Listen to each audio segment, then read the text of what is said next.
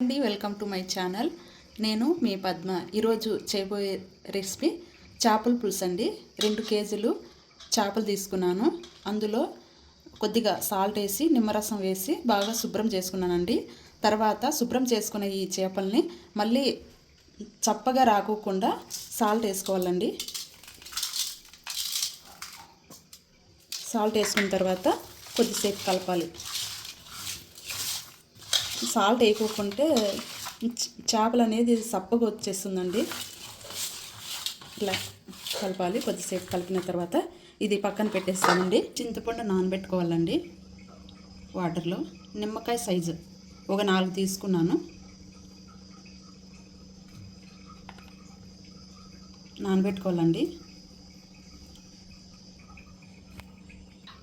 చేపల పులుసుకి కావాల్సిన మసాలా అండి ఇవి: కొబ్బరి, వెల్లుల్లి, ధనియాల పొడి 3 స్పూన్లు అండి. 3 స్పూన్లు వేయించుకున్న ధనియాల పొడి 3 స్పూన్లు, మెంతులండి 1 స్పూన్ వేయించుకున్న మెంతులు, చెక్క, లవంగాలు, కొత్తిమీర, పసుపు ఈ స్పూన్తో 6 ఈ స్పూన్తో అండి. మాకు కారం కావాలి, స్పైసీ కావాలని కొద్దిగా ఎక్కువ వేసుకుంటున్నాను కారం అండి. కావాలంటే మీరు తగ్గించుకోండి కావాలంటే. తర్వాత మిక్సీకి పట్టాలండి మసాలా అంతా.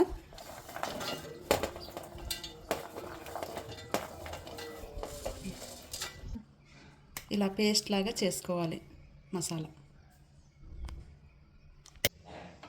స్టవ్ వెలిగించుకోవాలండి. వెలిగించుకొని ఒక పాత్ర పెట్టుకోవాలి. పైన పాత్ర పెట్టుకోవాలి చేపల పులుసుకి. 1 కప్ ఆయిల్ అండి. ఆయిల్ ఎక్కువగా పడుతుందండి దీనికి, చేపల పులుసుకి. ఆయిల్ వేడైంది. ఆవాలు, ఆనియన్స్ అండి. ఆనియన్స్, పచ్చిమిర్చి, కరివేపాకు. ఆనియన్స్ అలా వేగాలండి. వేగిన తర్వాత మసాలా వేసుకున్నాము. మసాలా అండి.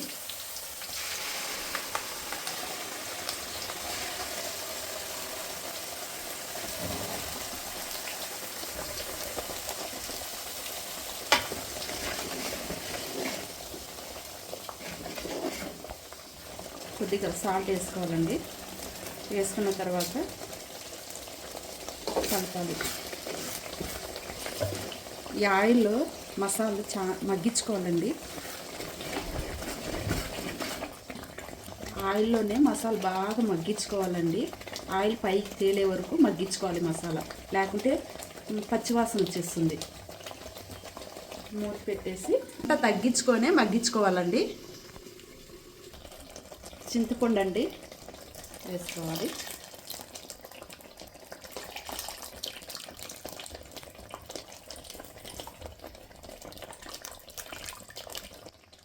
చింతపండు వేసుకున్నాక కొద్దిసేపు కలపాలండి.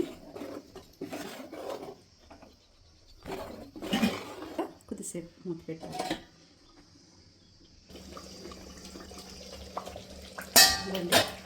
ఆయిల్ పైకి తేలి బాగా ఆయిల్లోనే మగ్గించుకోవాలి మసాలా. ఇప్పుడు వాటర్ వేసుకుందాము.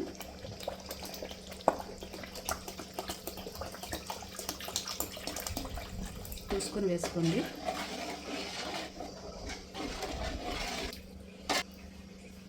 మీకు ఏమైనా కారము, ఉప్పు ఏమైనా తగ్గింది అంటే యాడ్ చేసుకోండి కొద్దిగా.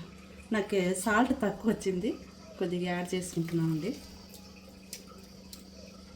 నాకు ఉప్పు, కారం అన్నీ సరిపోయినాయి. మూత తీసి చూద్దాము రండి. ఇలా వచ్చే వరకు చేపలు ఇందులో ఒక్కొక్కటి వేసుకోవాలి. ఒక్కొక్కటి వేసుకోవాలి.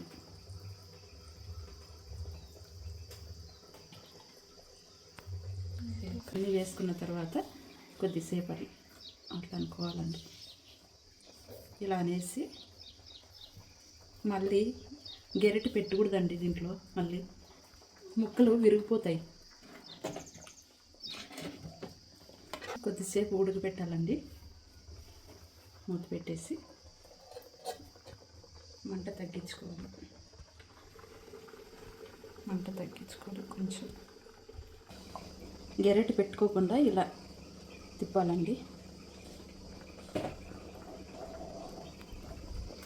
మూత తీసి చూద్దామండి ఉడికిందో లేదో. అది ఉడికిందండి.